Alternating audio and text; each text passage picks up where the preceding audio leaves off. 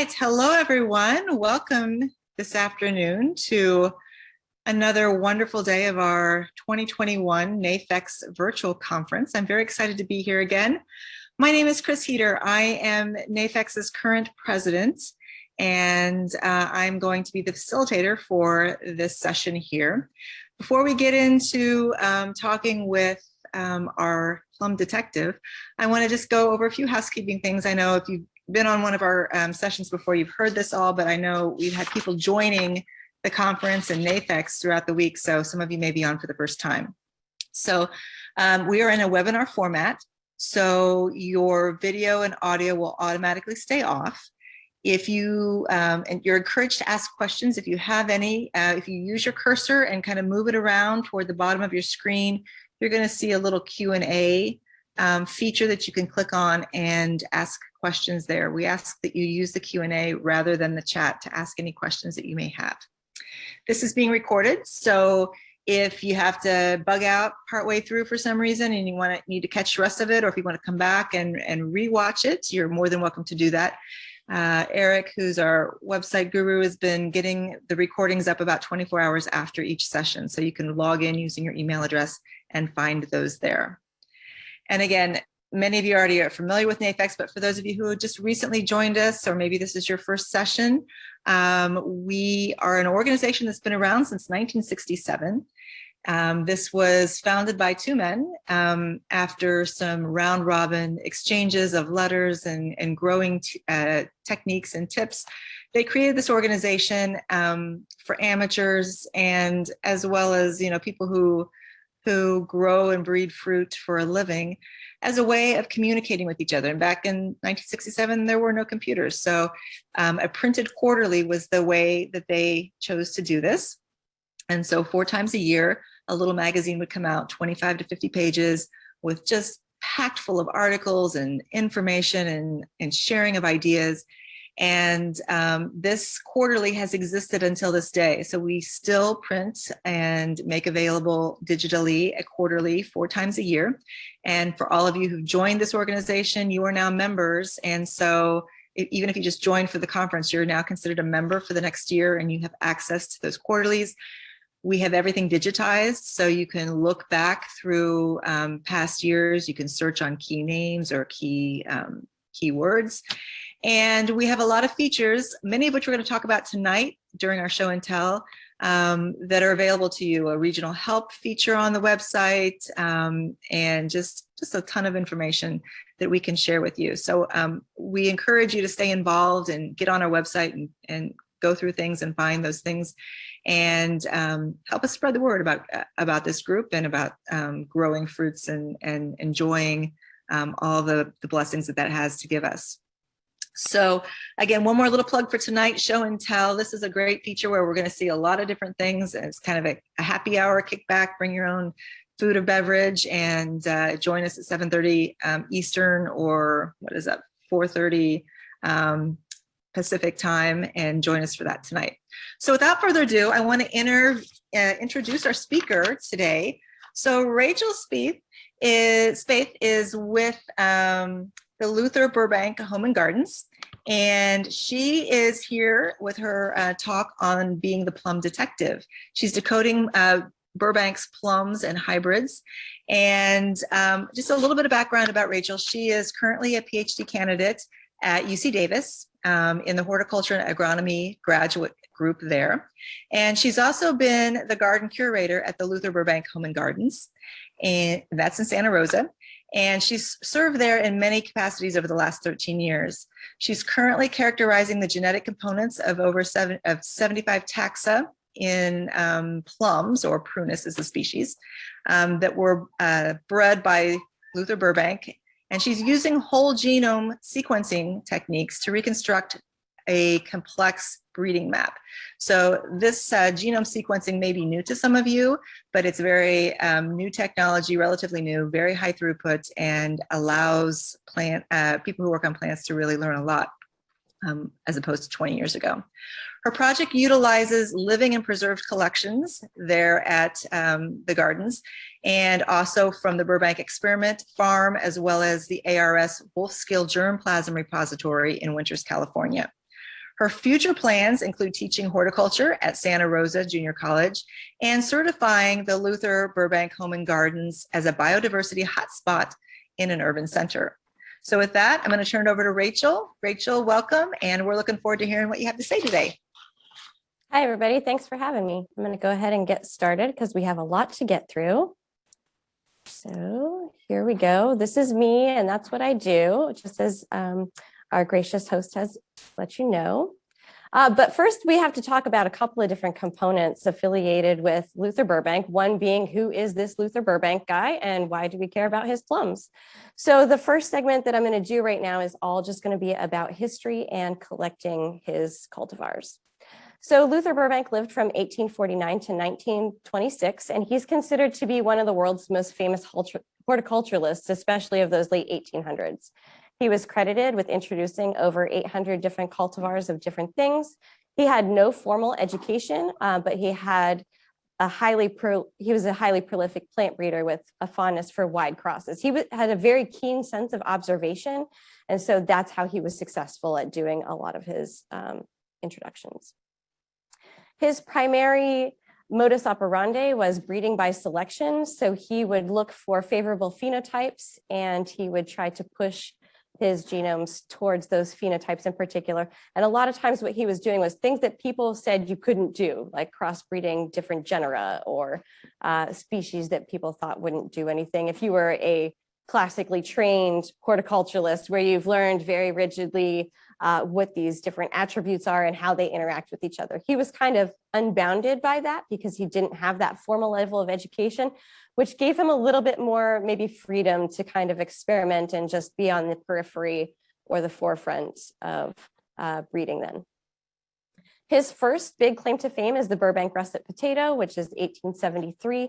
It was a very blight-resistant potato and is a direct ancestor of the Burbank russet, which everybody kind of uses for baking potatoes and for French fries. We even got a little recipe in the New York Times a couple of weeks ago that somebody had come up with saying that the Burbank russet is definitely the best potato for your holiday mashed potatoes. Another one that he's credited with is the paradox walnut. So this was 1893 where he was crossing English and black walnuts. He wanted it to be a fast growing hardwood, but there's some problems with that. It just grows so fast that it's really hard to kiln dry evenly. And so the wood has a tendency to split or crack.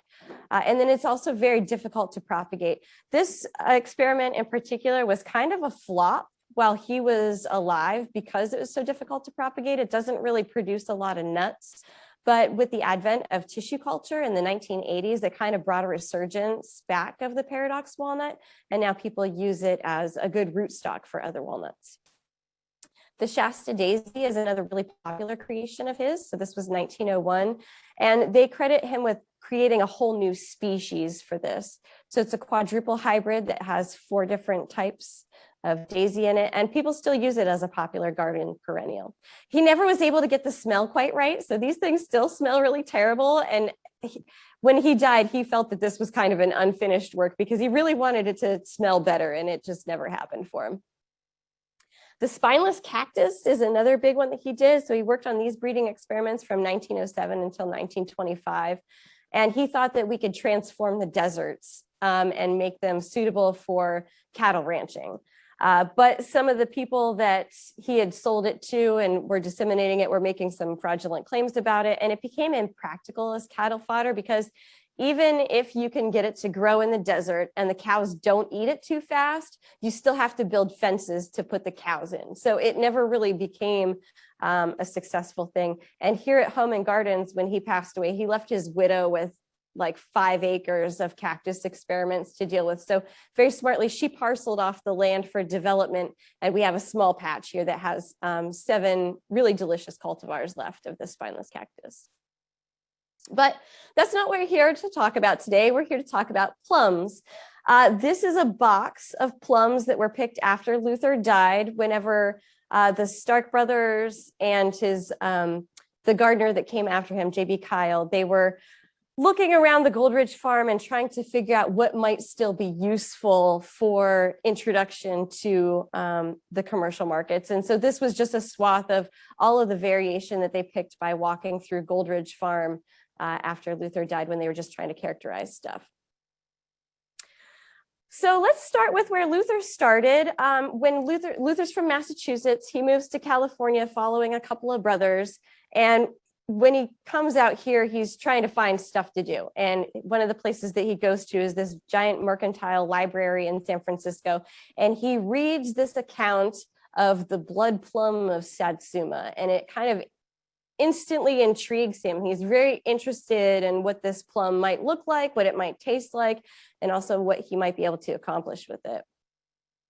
In general, the way that plums, the two big plum cultivar or species that are important to human consumption, the Salicina, which is the Japanese or Chinese plum, and the Domestica, which is the European plum. This kind of just shows how they disseminated across the globe. So we start in the 1st century here in China, and they move from China to Japan in about the 19th century. So 1870, we're looking at Luther right now.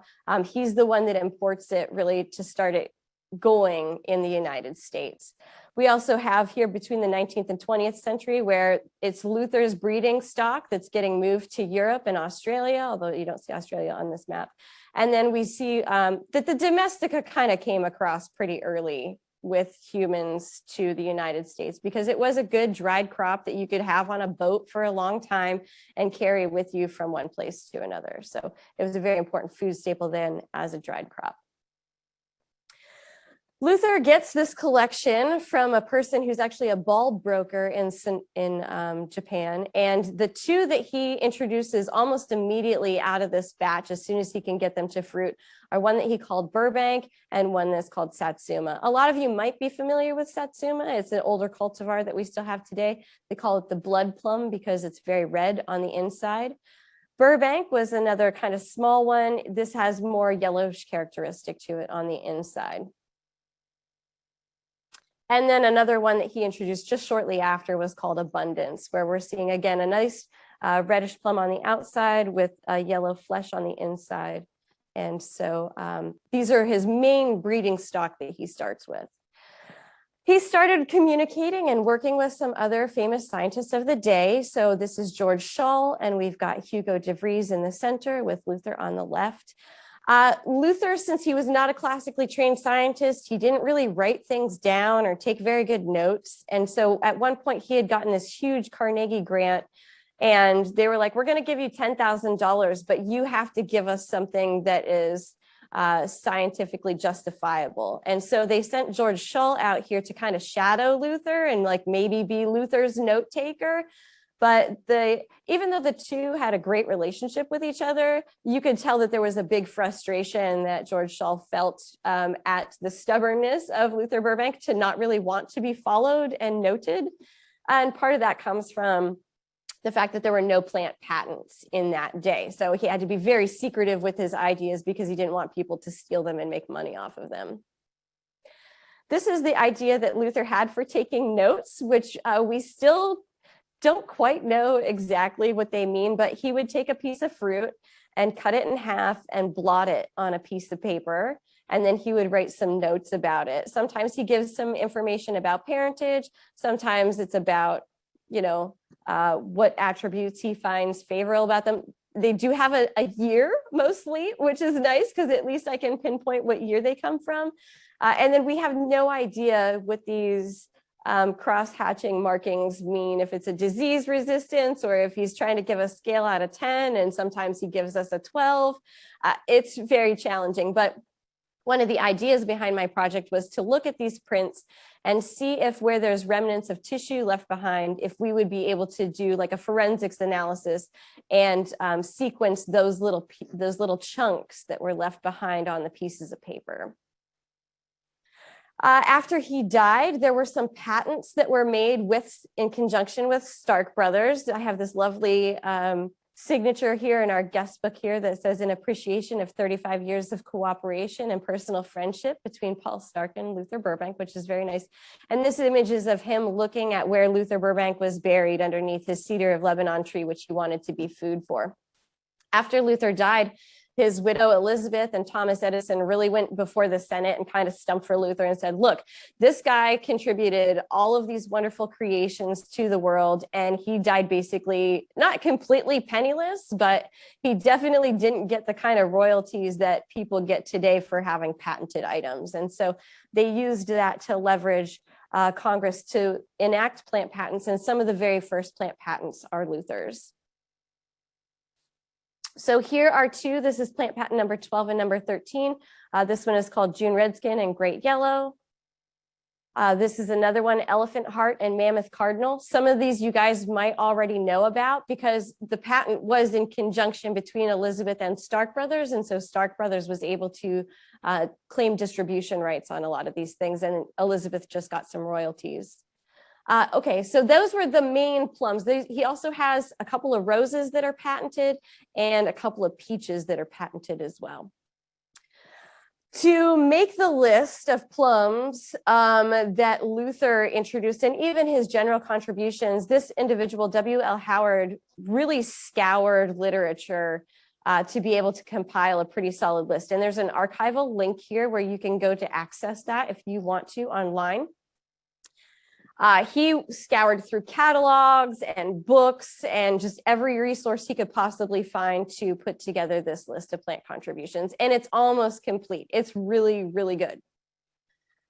There's also this Luther Burbank 12-volume set, which has some fantastic historical photographs. This is one of the first sets of encyclopedia type knowledge things where they have color photography in them. So these pages have what they call direct color photographs where they're just pasted on the pages in there. And there's some really great pictures of plums that weren't introduced but were mentioned in those fruit prints that we have, as well as some of the introductions that he had in general. And this is another thing that's available to you through the University of Wisconsin, which is really nice. If you do end up getting interested in a set like this, you can find them, but I would say that the most useful volume to have is number 12 because it gives you an index to all the others. So you can use the 12th volume in conjunction with the online version of this, and it works in tandem really well so that you can search through this text pretty easily. It has to be taken with a grain of salt. A lot of the scientific names have changed because us molecular taxonomists ruin everything when it comes to naming plants. You guys, a lot of people learned a lot of names and we're like, oh, actually, you know what? Acer ACA doesn't exist anymore. We're going to fold that into something else. So there's a little bit of that. And then it's late 1800s writing or early 1900s writing. So you get a little bit of the societal weight that comes with that. The next thing, though, is this magnificent text, The Plums of New York. And this is where Howard got a lot of his information. And I do actually have the physical copy of that book here, but you can access this one online as well. And it's really nice that they have this resource because it's a searchable PDF. So when Howard went through this book, I have all the tabs here on the side that are Luther's. It's an 830 some page monster of a book. And Howard did his best to read through everything in there to find all of Luther's plums. But I was able to find 12 more just by using a searchable PDF version of this. So I could just look for Burbank and it came up with a whole bunch of other things that Howard had not found. And that's just an artifact of me being able to search a PDF versus somebody having to read 830 pages. The other great resource for a lot of Luther's plums is this register of new fruit and nut varieties from 1920 to 1950. Luther died in 26, but the plums that were introduced afterwards, up until I think 1937 is the most recent one that was patented in his name. You can access through this document, which they do have on Cornell's website. This one I don't think is a searchable PDF, so it's a little bit more cumbersome to use if you're trying to find stuff, or maybe I just haven't quite figured out this resource online yet, and it probably is. But anyways, this is another great place to check for Luther's plums, but also some things from other breeders of the day. This is where I hunt for Burbank plums. And I'm sure that some of you guys are familiar with these kinds of tables where we go to these scion exchanges and we just kind of scour the tables. I'm pretty fortunate to live in Sonoma County here, where a lot of people have backyard trees that might have been introduced by Luther. Some of them have maps and things like that. And so I've been finding cultivars mostly just through word of mouth and by going to scion exchanges. I also did this presentation for the California Rare Fruit Growers when it was 2018, a couple of years ago, and we did a tasting associated with this. So I collected plums for about 2 months, and then I put little tasting trays together so people could taste their way through time in Luther Burbank's creations. And after that presentation, there were 3 people that came forward and said, hey, I have a plum that is Luther's. It's got that name on it that you were looking for. And so here you go. Let's exchange information and get you that scion wood. So that's really fantastic. And then the places that I have them currently, these trees in my little repository. So I have one at the Luther Burbank Home Gardens in Santa Rosa. And it's just a little orchard. There's 5 trees on there, but I multi-graphed all of them so that people can kind of see the variation together with everything. It's really challenging to do research in a public setting like this because they are delicious fruits and it is very public and our fences are very short. And so even though I just need like a couple of fruits for analysis, sometimes it can be very challenging to actually get fruits in a public setting. People have a tendency to pick things before they're ripe and before they're optimal, and so it can be a little frustrating.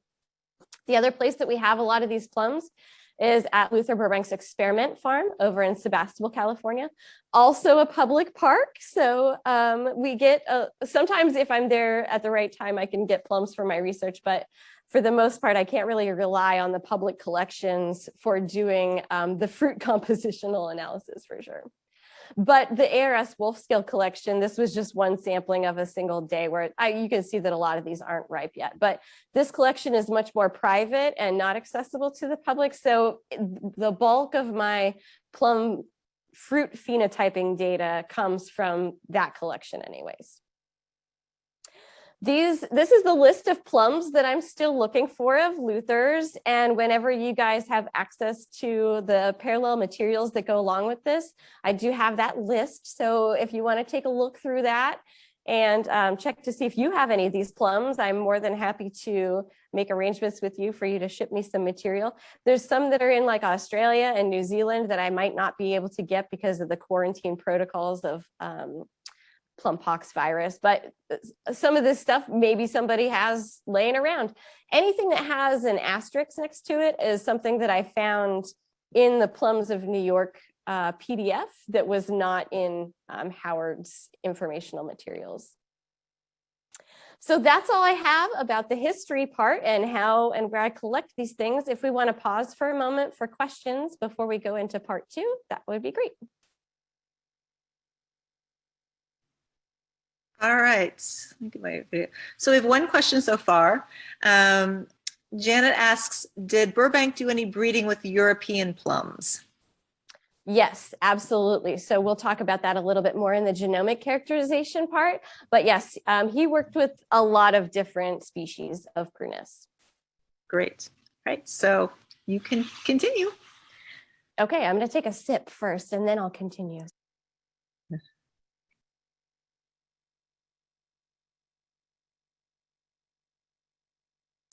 Okay, thank you for that. So genomic characterization is what we're going to talk about next. And I know that we have a vast range of people that are comfortable with this terminology. So I'm mostly going to speak to people that have very little experience with genomics, but I'll also have a couple of things peppered in there for those of us who are very well versed in genomic characterization. Okay.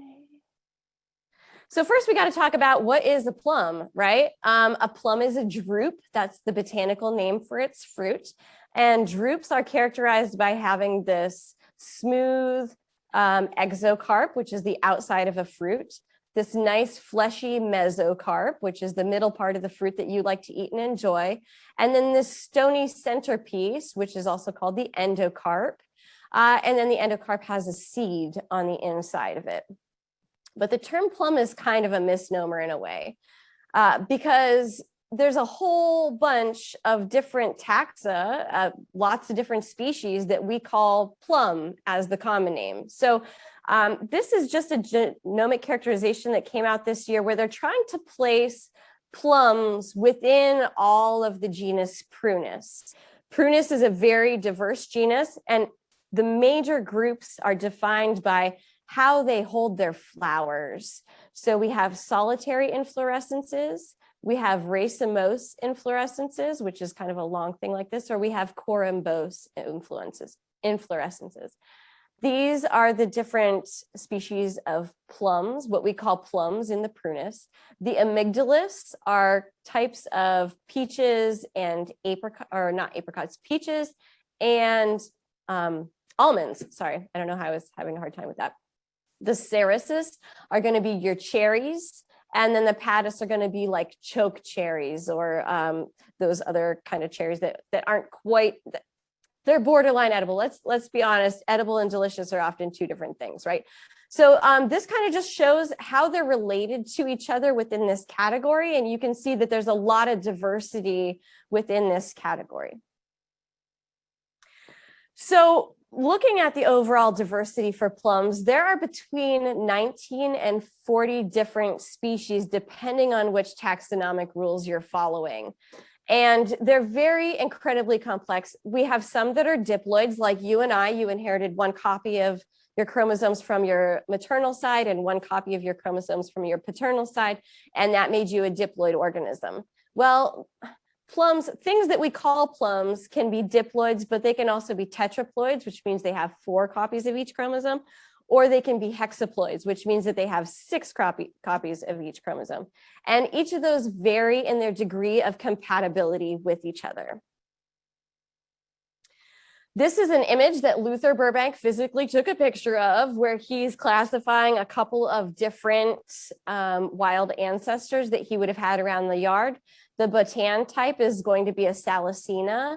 The Americana type is probably Prunus americana, although it could possibly be a Saracifera, not entirely sure on that. They've got the Domestica type in here, right? So that's the Prunus domestica from the European plum.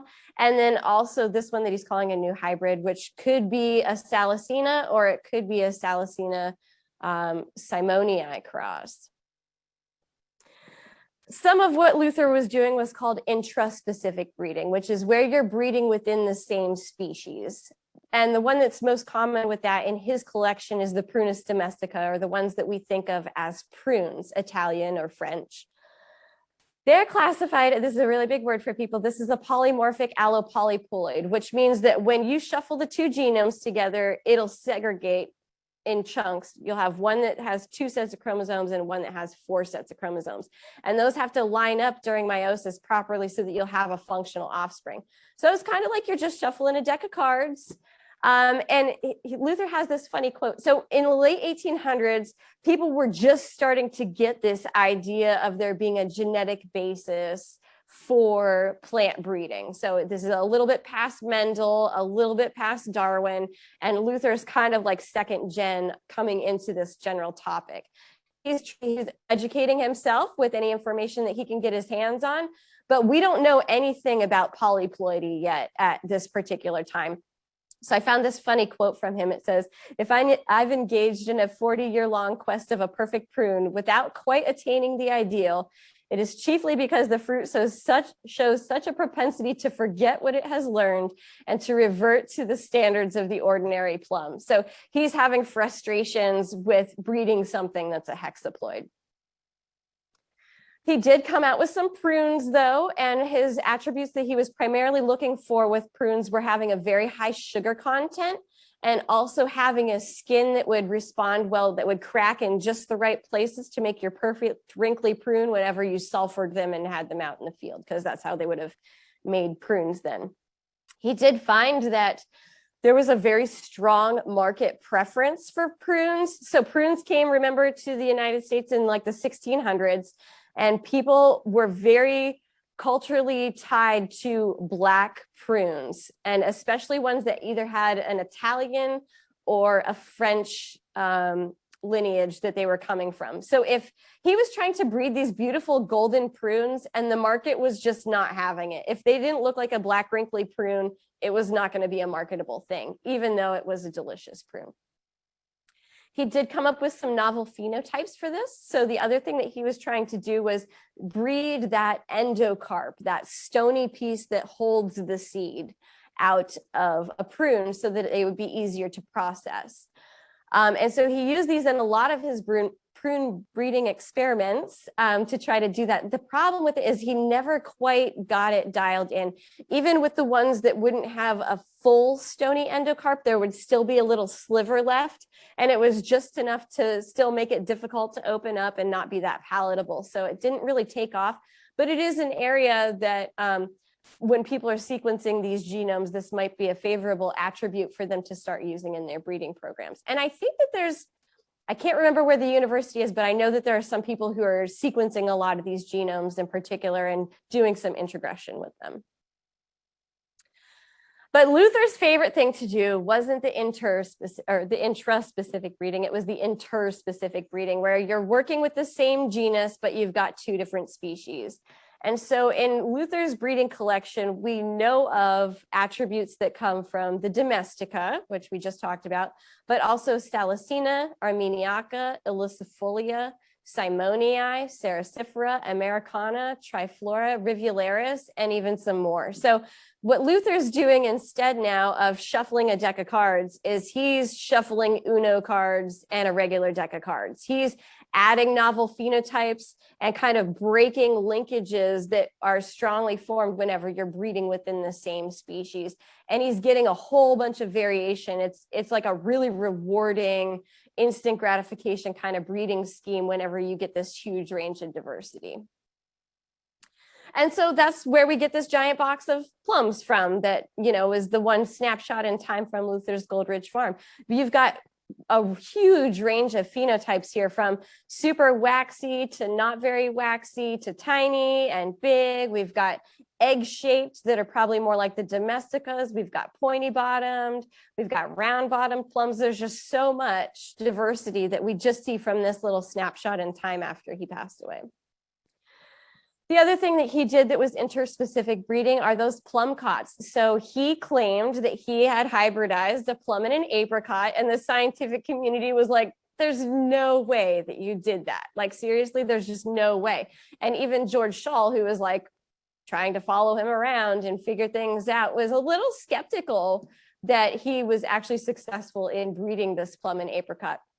And to be honest with you, in some cases, I'm a little skeptical too, because the one that we call Prunus simonii has a common name of being the apricot plum. So is it something that's lost in translation where it's actually simonii that's working on these features? Or does he really have some of that Armeniaca represented in these plums? And that's one of the things that we're trying to figure out. He's got this Wixen, which is an absolutely gorgeous one where it's a Salicina simonii cross. And he states it's a simonii, so maybe he still is onto something with this Armeniaca. And then the gold standard of Santa Rosa. This is a very complex interaction here between a Salicina and Americana and a simonii, at least what he claims.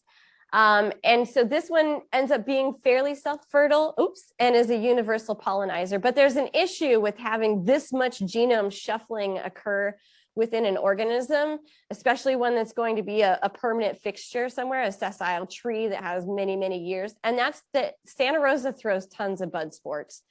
So a bud sport is a somatic mutation. It's a mutation that occurs just in one set of meristematic cells, typically at a node in your plant. And then that whole branch is slightly genetically distinct from the rest of the plant. So a lot of people, when I talk to them, they're like, the Santa Rosa plum, it just doesn't taste like it used to. And it could just be that somebody has been propagating some of those bud sports that don't have the same flavor profile or quality that the original Santa Rosa had.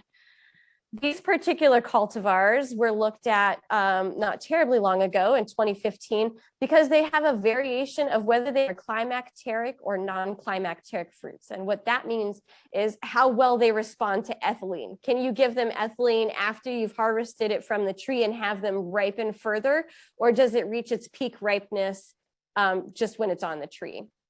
So a group of researchers decided that they were going to look at these particular plums and see what the difference was. But they were using the standard old format of microsatellite data, which still works pretty well for some studies. But when they did that, they were just looking at little tiny, they call them SNPs. They're little pieces of the genome that cover across a range of the entire genome. And so they weren't able to locate where the variation was across these taxa. They could tell that the phenotype was different, but they couldn't see a difference in the genotype. So this is what their tree looked like when they were characterizing it in and amongst other taxa. And the branch just, it split and they're like, okay, these are all genetically identical. We're just going to put them all on the same branch and say we need to have more research dedicated specifically to this area. So then another research group came through a couple of years later and they decided that they were going to look at the whole genome and see if they could explore and find where that difference in its response to ethylene would be. And they were specifically just looking at these climacteric and non-climacteric bud sports. And the way that they did this is they also sequenced genomes for plants that are known to be either climacteric or not. So they could figure out what gene was responsible for that response to ethylene. And then they could use that data to infer what was happening with the Santa Rosa plum and its bud sports. And what they found is that there was a high variation in the number of copies that were associated with that gene for ethylene response. And so either you had more copies or less copies, and that made you either more or less responsive to ethylene production. Another thing that we do genetically, and so that just shows you kind of the merit of doing a whole genome approach rather than just looking at SNPs. If you were looking at the SNPs of these, that copy number would show up as an item, but you wouldn't see how many copies of that gene were present. You would just see that that gene was present instead of, and so you wouldn't actually capture that variation unless you did the whole genome approach.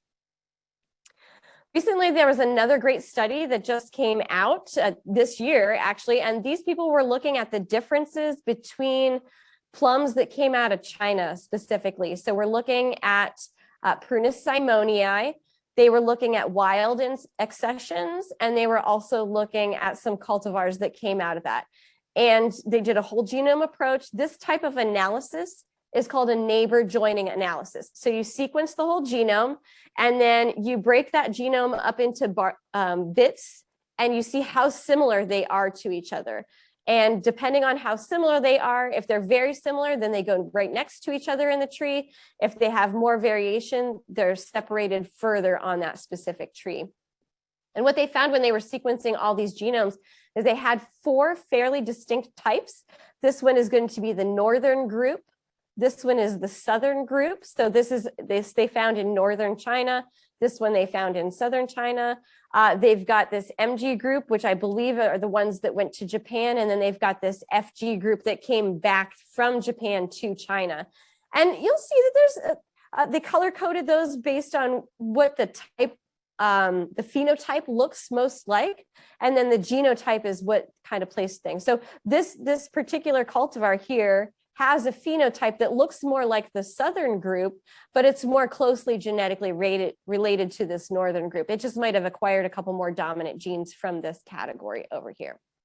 And this is the kind of thing that we use when we're reconstructing old breeding maps like this, so that we can see the similarities and differences between each group. And we're not necessarily concerned with evolutionary time associated with that. We're more just looking at the existing code and seeing how similar or different it is to other existing codes for those taxa.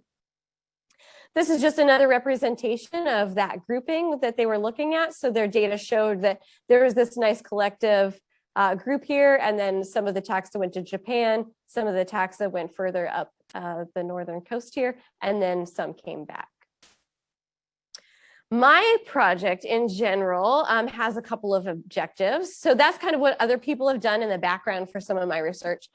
First, I needed to collect as many Burbank plum introductions as possible, and I ended up with 75 taxa.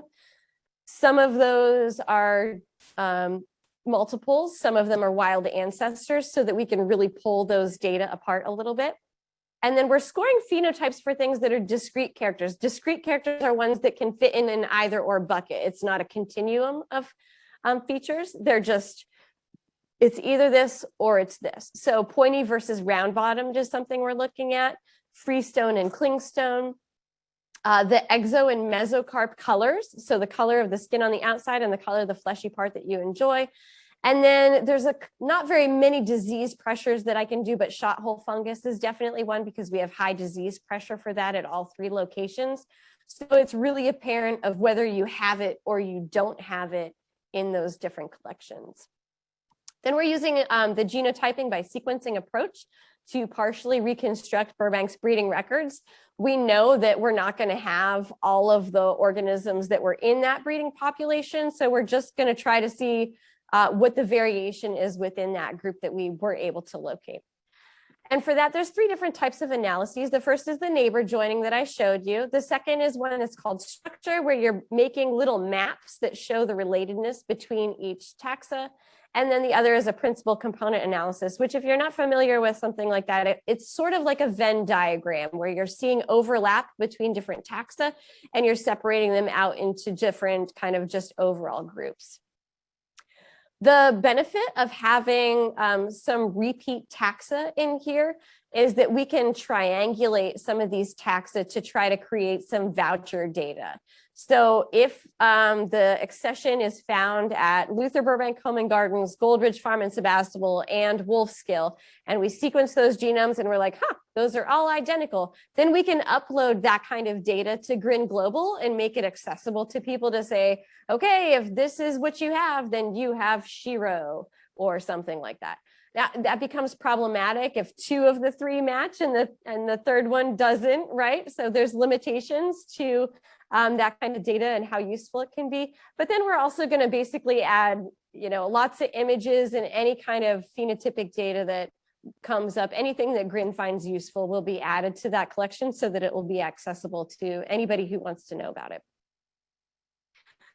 Here's what the phenotyping looks like. And again, I would say that most of these come from Wolfskill because the collection is not available to the public. And so I can actually collect fruits and take pictures of them. There were some that are here at Home and Gardens that I've never gotten a fruit off of. And so I went through his 12-volume set and also through Hedrick to pull out some of those taxa. But they basically fall out in about 6 different groups that we see phenotypically. The first are the Salicina hybrids. So Abundance and Abundance's offspring are located over here. That was the one that had the pointy bottom, the red skin on the outside, and then yellow flesh.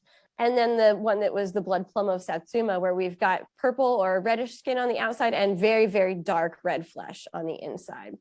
So we've got quite a few taxa that fall into each of these categories. Some of these were released commercially, others weren't. This one in particular is called Catherine Bonnell, and it just came from somebody that lives in the area. This one is Lieb. This is another one that wasn't exactly introduced to the general public.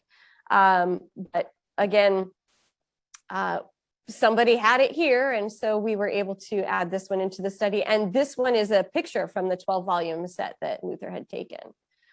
There's a couple of really interesting and delicious ones over here. So Elephant Heart is this big giant one that a lot of people might be familiar with. Very, very waxy on the outside. It's an incredibly waxy fruit, but still commercially available and is one that Luther has a patent for through Stark Brothers and Elizabeth. This one is called Sultan, and Sultan is really tasty. I'll probably talk about that a little bit more too, but it has a very interesting flavor profile, almost like cinnamon flavored to it, which is very, very interesting. Very short period of ripening and some other things with that. This one is called Rutland. So there was a gentleman named Rutland that came from Australia that did some breeding work with Luther. And so they called that entire collection the Rutland collection. And there's a lot of plum cots and interspecific hybrids that were associated with that collection. The next group are the Simonii hybrids, and you can see a really strong influence in Simonii or from Simonii in a couple of these cultivars. So Simonii tends to be a flat-bottomed plum, sometimes even with an indent in there. And it's freestone, which is a very wonderful attribute to have in plums.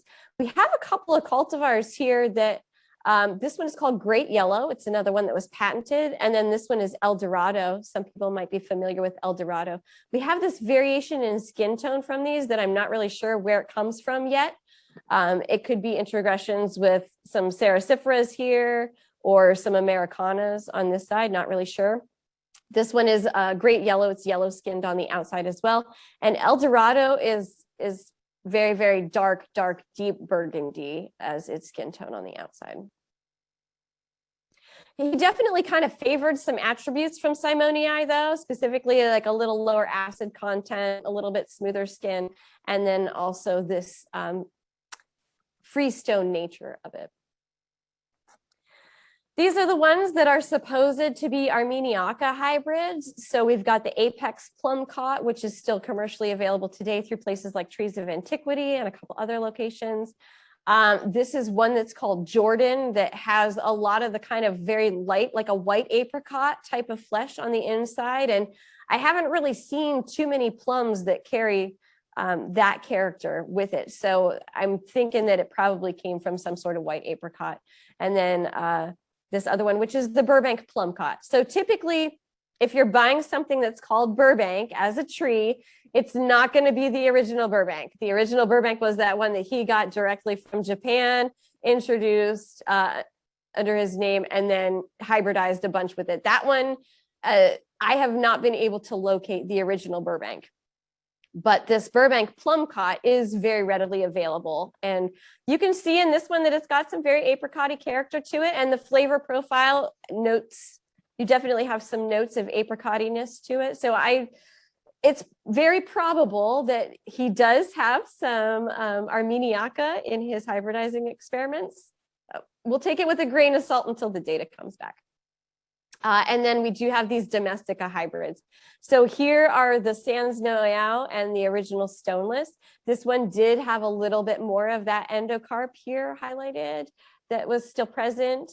This one is a phenomenal prune. So this is a prune that's called Grand Prize. It's another one that was released after his death. It is gigantic. It is a huge, huge prune, and it is incredibly delicious. I highly recommend this particular prune. And then he had these other ones that were yellow prunes that, again, have a very high sugar content, are very good for pruning or for making jams, but really just didn't take off during his day because people really wanted to see that black wrinkly prune to be the gorgeous color that they were really pinging on.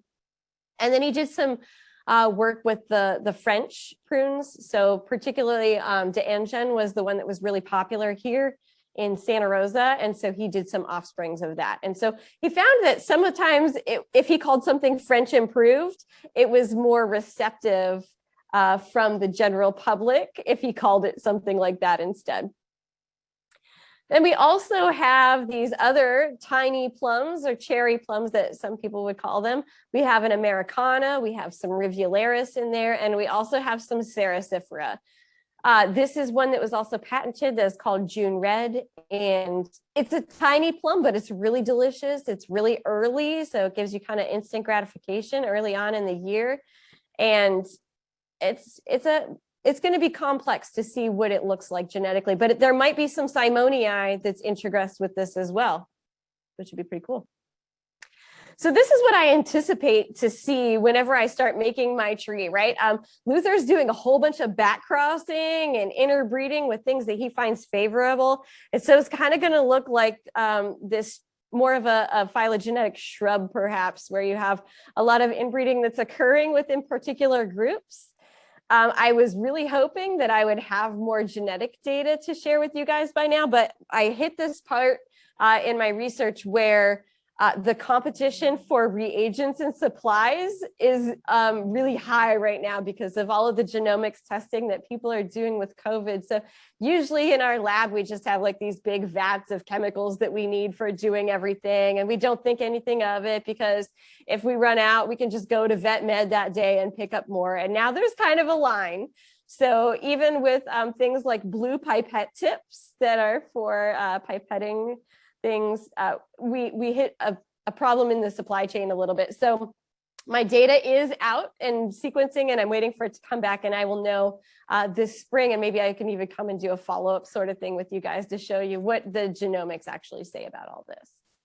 I do have a huge source of references here. So if you're interested in going down any of these rabbit holes that I've been down, you're more than welcome to check out any of this information. And then I will open it up for questions again, and we will talk about some cultivar recommendations in a minute. All right, great. Thank you, Rachel. We have several questions. So let's see where to start. Someone asks, was Burbank interested in any green plums that are eaten crunchy? Those are apparently very common in Iran and Turkey.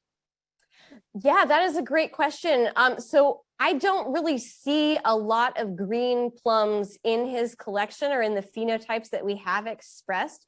So maybe he just didn't get his hands on those.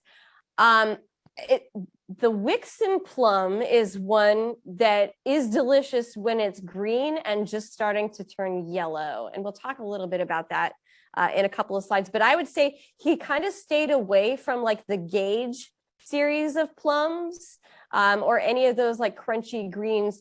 And I don't know if maybe it's a chilling hours requirement thing. So here in Sonoma County, where he's doing a lot of this breeding, we're hardiness zone 9B, which means we don't get a lot of chill hours here. Our minimum temperature is 26, but that's usually not persistent. And so it could be that some of those plums that have a higher chilling requirement just weren't successful propagators for him. Okay.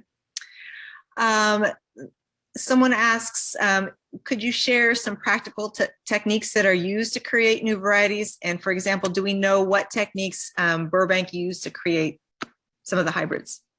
Sure, that's a great question. So Luther Burbank walked around with a watch glass and a horsehair brush, and he would tap off pollen from one thing, and then he would take his horsehair brush and he would dibble it on from something else, and then he would rip off a strip of his clothing and tie it to that branch, and that's how he knew what he had, which makes my job as a plum detective really, really challenging, right? And what made it so frustrating for George Shull, because he's like, I don't know what day were you wearing blue stripes, Luther? You know, I mean, and then the other thing with Luther and why you have to take him with a grain of salt is that he wasn't bagging blossoms or cutting off petals or anything like that to exclude pollinizers.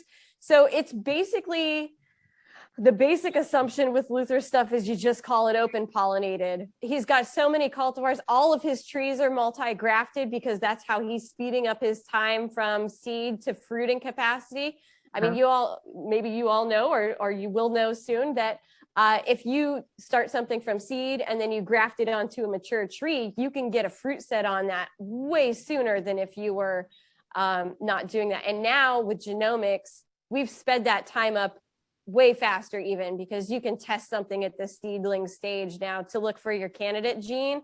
Even if you're conventional breeding, you don't have to be genetically modifying something to utilize that technology. And that's where a lot of breeding programs are going right now, which is a big part of the merit of my research. I'm basically giving everybody the recipe. I'm like, okay, this is the recipe. You guys can do whatever you want with it.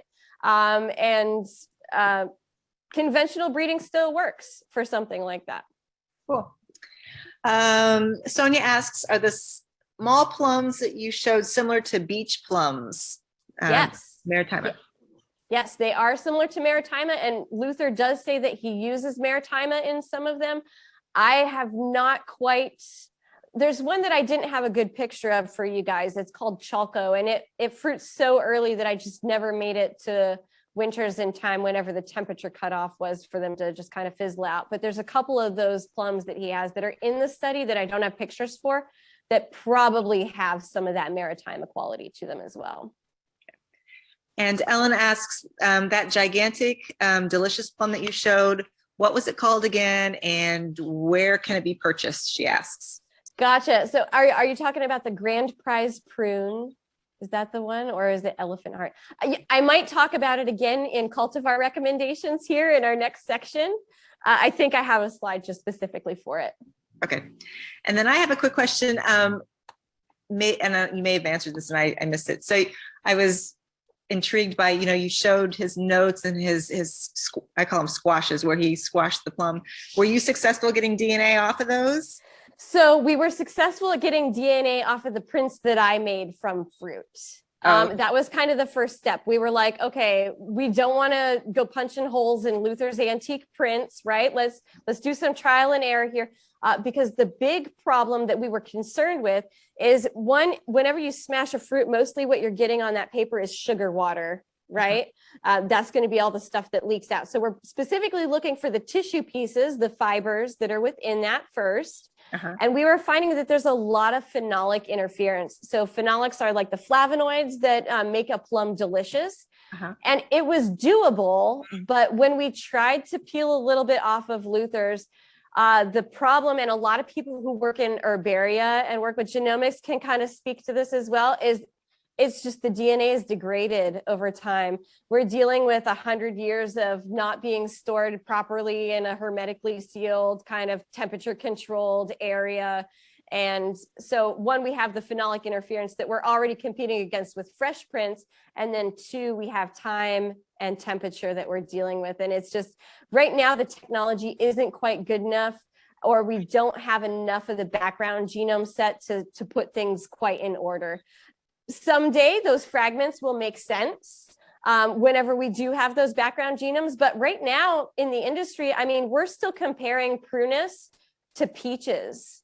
All of the plums to peaches, because that has a really good reference genome, so we can align all those fragments properly. We don't have that for prunes yet, for the other ones, because humans, it's one of the earliest fruits that people domesticated and have been breeding for a really, really long time. So we're kind of up against that as well.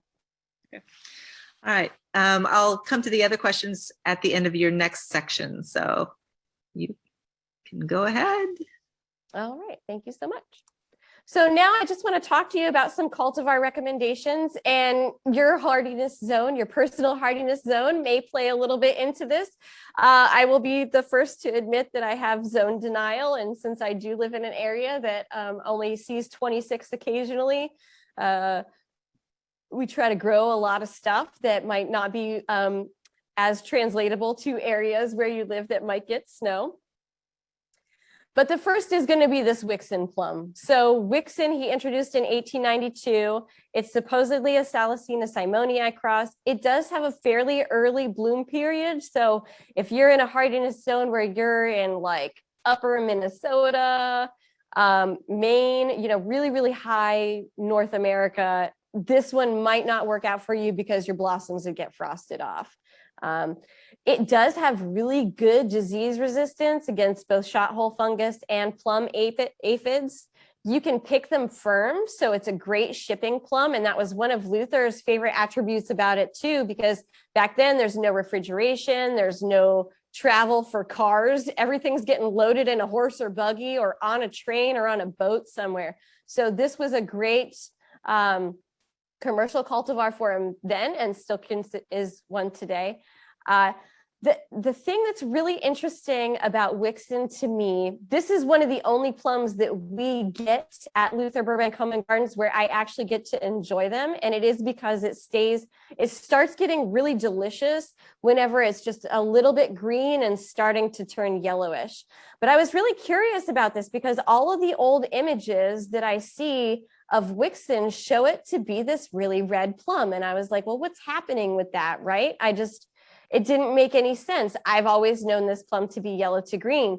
Well, when I was setting up for that festival of fruit and I was collecting fruit over a long period of time and then trying to slow down its ripening period by refrigerating it, I found that Wixon turns red whenever it's exposed to colder temperatures. So it seems to indicate that the area that I live in was much colder at one period to allow this to turn red naturally on the tree, as opposed to staying a nice yellowish green. Personally, the yellowish green is great for me because, again, like I said, these are the ones that I grow that I get to enjoy myself because people just don't know they're ready yet. Shiro is another fantastic plum. So this is supposed to be a seedling of Wixon Robinson and a myroblin. It does have an early bloom period as well. So I know some people that are growing this down, like in Santa Cruz and stuff, that have really great success with this. The fruit is ripe early to mid-June. It is extremely perishable though. So this has to be like a farm to table kind of thing, but it's really, really good for home use. And they're very prolific. One of the things that Luther was able to do was really increase yields by, I don't know if it's a decrease in internode elongation that happens, but these things will end up looking like clusters of grapes down your tree. And if you don't thin, you will be very sad because it will break your branches. So you take the hit, you want bigger fruits and not quite as many, and train your trees with good, healthy habits. This is one that is kind of new to us. There are a couple of people who have trees in Sebastopol that have come forward in the last couple of years. It's primarily a Salicina, and you can see that there's it's called Sultan. He introduced it in 1899. You can see that it's got that very Satsuma kind of look to it on the inside. It's been sold under a couple of different names, including Garnet and Occident. It's another one with an earlier kind of blooming period. Like even if we're just comparing it to Santa Rosa, this is probably going to be a week before Santa Rosa. The fruit is ripe in early July, and it's definitely best eaten fresh. It does have some very interesting notes of cinnamon in the flavor, and this tree has very even ripening. So if you're looking for diversification in your orchard and you're trying to like kind of extend your growing season, this is going to be like a boom and bust sort of thing where they're all ripe in 1 week. And Santa Rosa kind of does that a little bit too. Just a huge production of fruit that's just all ready, and the birds will get them and they'll drop on the ground, and you have to be ready to pick whenever it's ready to be picked. El Dorado is another fantastic one. So this is a Salicina simonii cross, probably. We're still looking into how darkly this gets colored. It does also have an early bloom period, so 1 week before Santa Rosa. Fruit is ripe now late July, so we're getting a little bit later in the season, and it's freestone, which is really good. This is a great canning plum, and it turns a really, really beautiful dark maroon color whenever you make jam with it if you're keeping that skin intact. Interesting thing about this one too, so when I was doing the fruit prints of these, whenever I cut it in half and blotted it on the paper like Luther would have, it left a perfect purple ring around the outside. So you could actually see the color of the skin bleeding out from that onto the paper, which I just found really fascinating. Next is Santa Rosa, of course, which is the gold standard, introduced in 1906. So it's reported to be a Salicina americana and simonii cross. This one is self-fertile, although it does benefit from pollination of either Salicinas or Simoniis.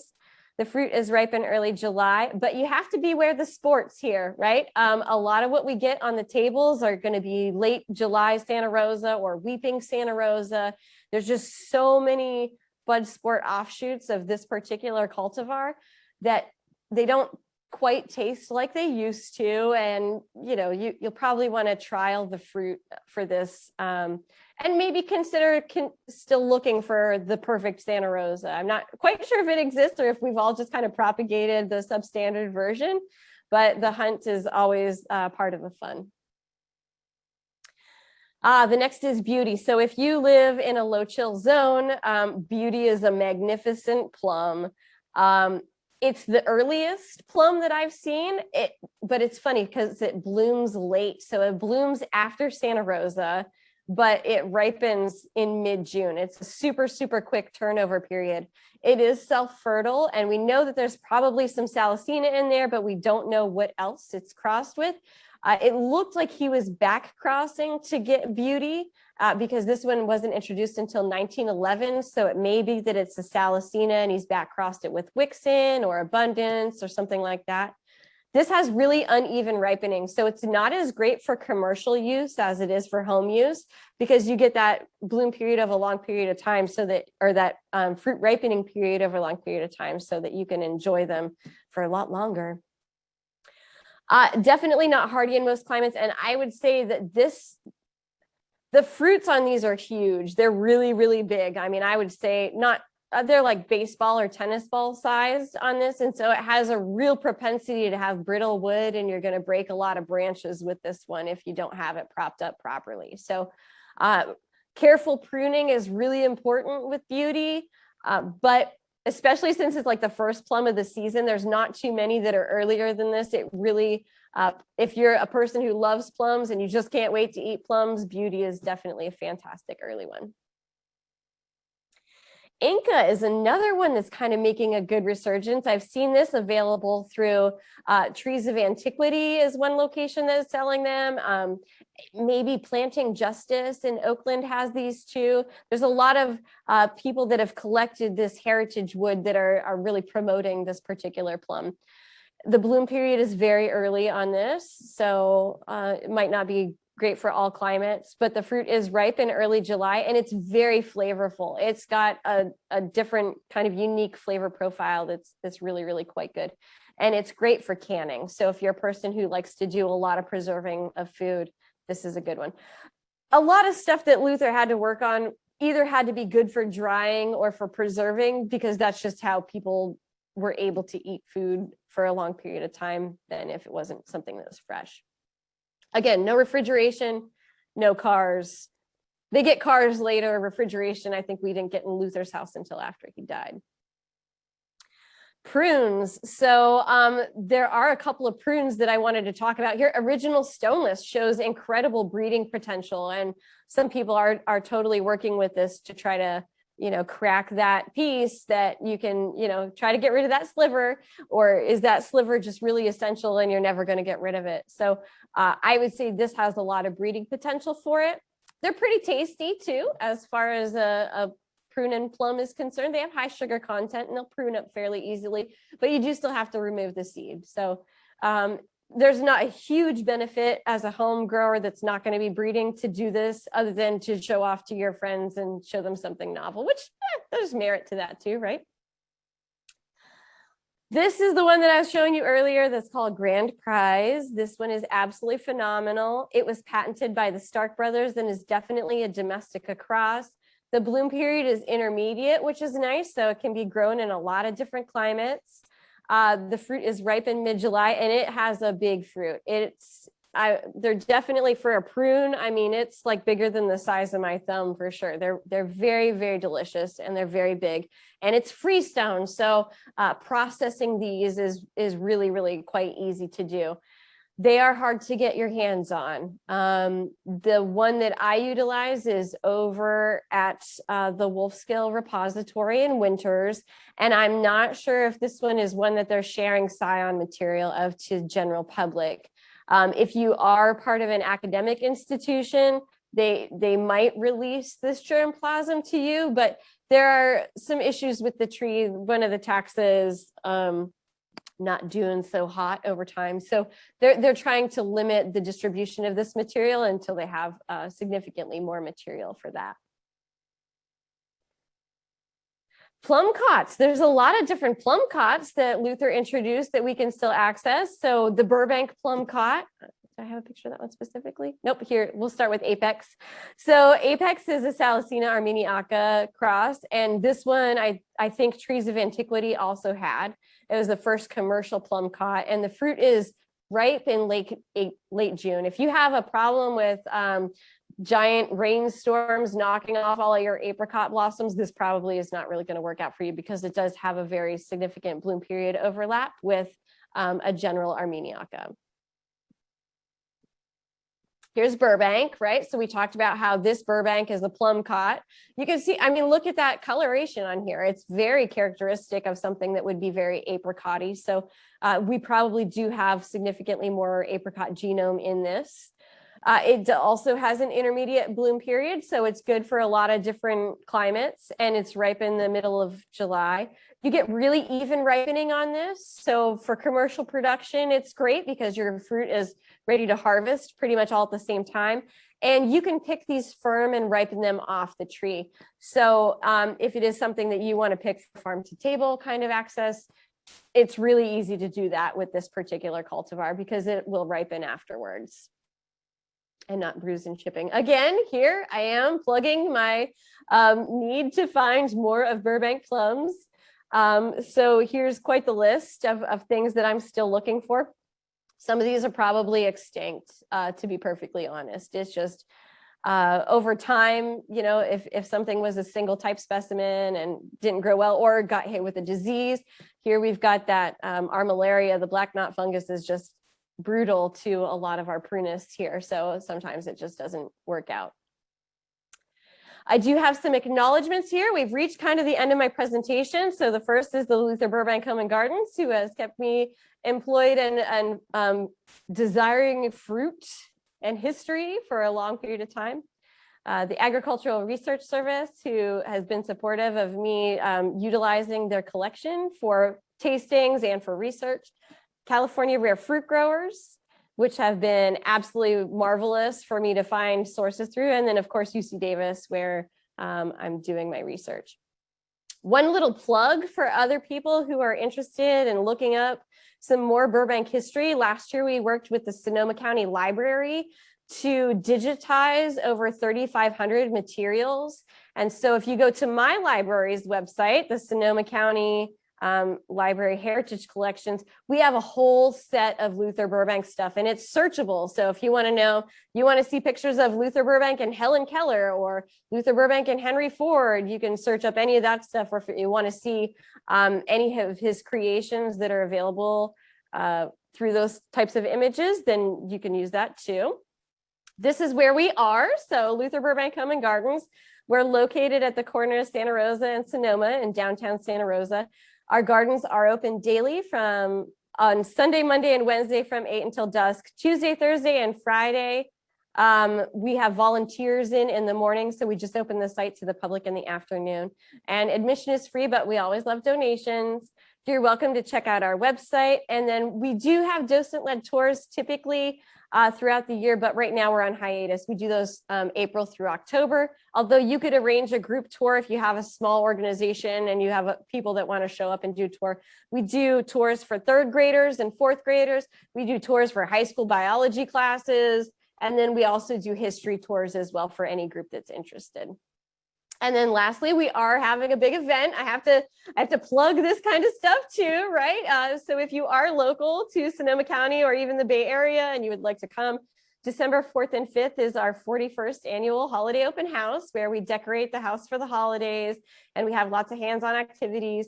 It's only $3 to get in if you're 12 or older, and if you're under 12, it's free. We do ask that even though a lot of the activities are outdoors, we have a huge variation in the medical complexities of people. So we are requiring masking, but the house will be decorated. We have gifts, decor, and plants for sale. There's a scavenger hunt. It's Luther's and ugly sweaters around. We're giving away cookies. There's kids crafts, and it's just going to be a lot of fun. So if you are in the area and you would like to check that out, you're more than welcome to. That's the end, but maybe let's put it on a pretty picture. Here, I'll go back to the one that has all of these beautiful plums. There we go. Pretty plum picture. All right, hit me with some questions. Chris, you're muted. I thought I unmuted. There we go. All right, so Leslie would like to know, the Weeping Santa Rosa, is it very fruitful or is it just more ornamental? Oh, I would say Weeping Santa Rosa is one of those ones that really benefits from having a pollinizer. So if you just have it by itself, you'll get a marginal fruit set. If you have it with some other plums that are kind of closely related, so anything that's a Salicina or Simonii, then you will get a stronger fruit set on those. Okay. Let's see. Janet asks, what Burbank plum would you suggest for a novice grower in zone 5? Novice grower in zone 5. Okay, one that's going to work out pretty well for you in zone 5. The Burbank plum cot could probably work because it's very intermediate in its bloom period. Grand prize also, if you're interested in prunes, you could go that way.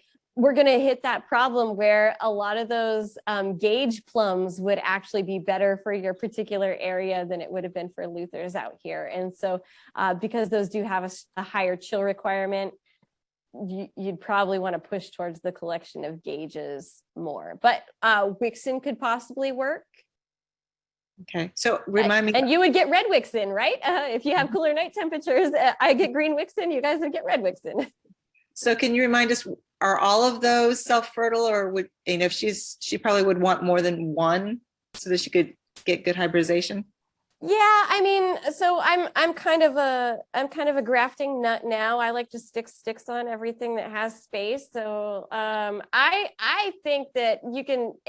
Everything benefits from a little cross-pollination. If you increase the variety, the diversity in your orchard, it'll just be better in general. So finding something that's closely related or at least has an overlapping bloom period is probably preferable for just about every orchard situation. Okay, so that reminds me, so along those lines, when you are putting multiple varieties on a tree, so I've heard this once from somebody who does this with apples, that there's always a concern that if you graft if you're multi-grafting different scions on one tree, you run a higher risk of introducing disease into the entire tree. Do you?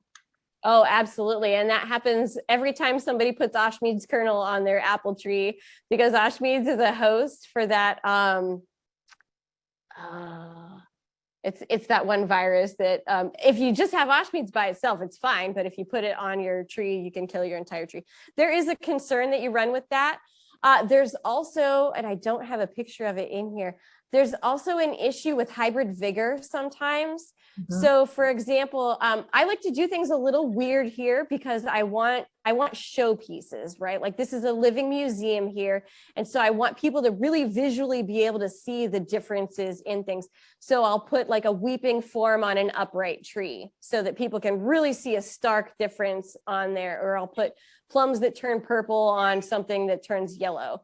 Really, really big difference. One of the ones that we have here, Catherine Bennell, which is this plum here. I put Catherine Bennell on Wixen. Catherine Bennell is weeping mostly, and Wixen is very upright. Catherine Bennell also has hybrid vigor, and so the trunk for the branch that's Catherine Bennell is almost the same diameter now as Wixen, even though it's 6 years younger. Oh, wow. As part of the tree. So you can really see the difference there. That becomes a maintenance issue later for pruning, right? If you have more weight on one side, I could risk splitting that whole tree right in half if I don't buttress it properly or balance my weight load appropriately on that. The disease thing is also a very significant concern. Yeah, I mean, you're going to tables and you're just picking up sticks and you're really hoping that somebody doesn't have black knot fungus or, apple mosaic virus. Yeah. That's the one that Ashmead's has. So there is an issue with viral pathogens like that.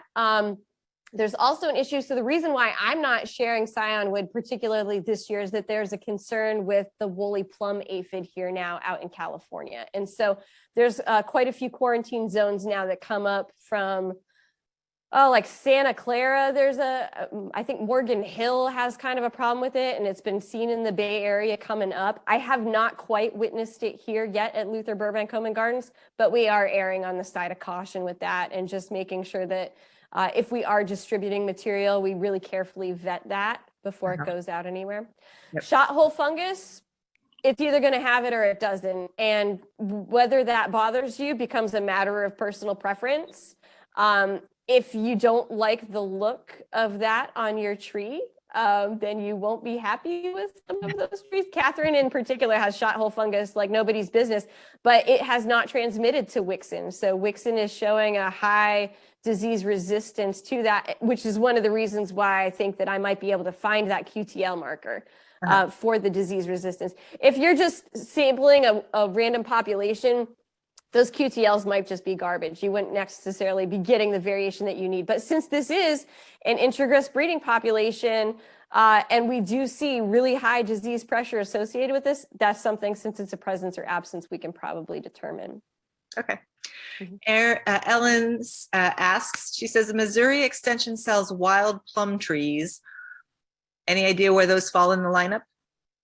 So they're probably a Saricifera. They might be an Americana. So you're going to look at these tiny cherry plums over here. Get a free tree and get some sticks from somebody that has a nice plum tree in your area that you think is delicious, and just stick them on there. I mean, it's really easy to use something like that as rootstock. If they're giving it to you for your area, it's probably resistant at least to the soil pathogens that you might have in your area. So give it a try. All right. And Pat Holland is looking for recommendations for self-fertile and low chill. He's in the San Diego area, zone 9. Coastal. Nice.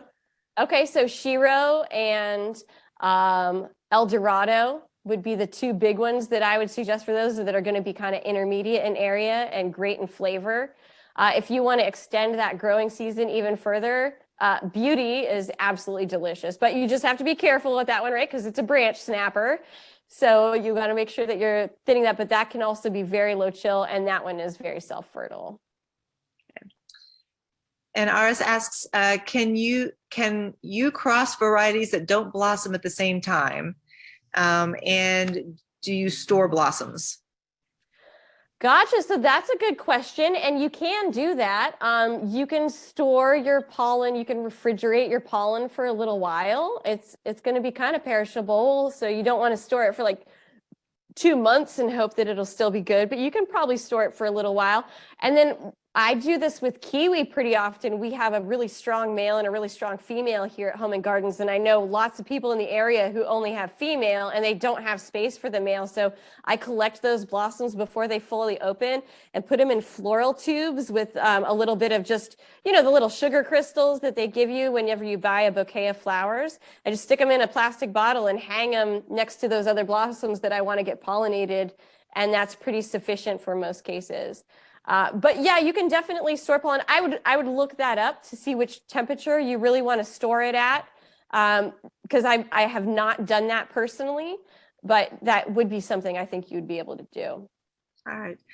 And along those lines, Aris also asks, is there a resource that you would recommend to someone who wants to get started in breeding new fruit varieties? Oh, sure. Yeah. Well, that 12 volume set is fantastic. and it's written really for the layperson, because Luther Burbank was not a classically trained scientist. So it's kind of ghost written, but you can, if you can just use that source and look up whatever kind of thing you want to breed, and he'll talk about it in there. It's almost ludicrous whenever I'm like looking for new things to add to the site. I'll be like, oh, I wonder if Luther worked with that. And I'm like, yep, there it is. Put it out in the yard. You know, he was dabbling with just about everything. Great. And we're going to ask one final question. Would you say a little bit about plum grafting? Do plum grafts work with whip and tongue, bud, cleft grafts?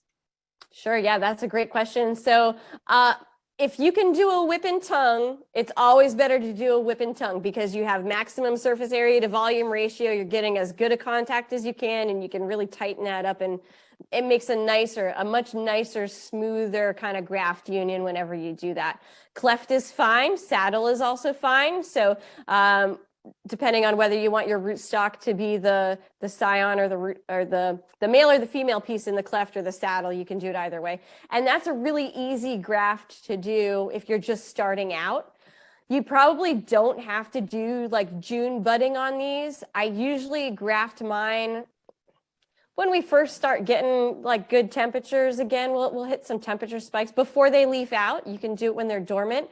Although if you're in a really cold hardiness zone, you might have to wait until a little bit longer. You might have to push it out towards like May, but we do most of our grafting here in Santa Rosa in February and March on these. And it's a lot of these are super, super compatible. The domesticas can be a little bit tricky. So I would say if you're grafting a domestica, it's better to put it on a Saricifera rootstock, than to try to mess with putting it on a Salicina or a Simonia. But Cerasifera is going to be the more commonly used rootstock anyways. But you have an issue there that ends up with delayed compatibility because you are trying to put something hexaploid on something diploid. And so they don't quite talk to each other as well as they should probably. But the others are very compatible. Okay, good points. And then I'll just, there's a follow-up comment that someone places about regarding the fruit breeding. Said, see Janek's book, quote, or the title of the book is Methods in Fruit Breeding for Basic Breeding Methods. So that's a resource for those who are interested in breeding. All right, so on behalf of NAFEX, I'd like to thank Rachel for speaking today. This has been a great session, so informative. My one plum tree, I have a Santa Rosa, so now I'm anxious to like start grafting on it or planting some more. So a reminder that this session is recorded. It should be available tomorrow. So if you want to go back and re-listen to anything, and then all of the supplemental material that's been provided, that's available. So we have lots of material for all the sessions. There's a link on the page where you access these sessions where you can go to the Google Drive that we have all that information at. So again, thank you, Rachel, for joining us. We appreciate your time and telling us all about this project. And then just a reminder for everyone, tonight we have our show and tell. And 7:30, bring your favorite drink or snack or popcorn or whatever you want to do. We've got several people who are going to present for 5 to 10 minutes. We'll also spend a little bit of time kind of perusing their website so people can find, especially those of you that are new, you can find all of the good content that we have there.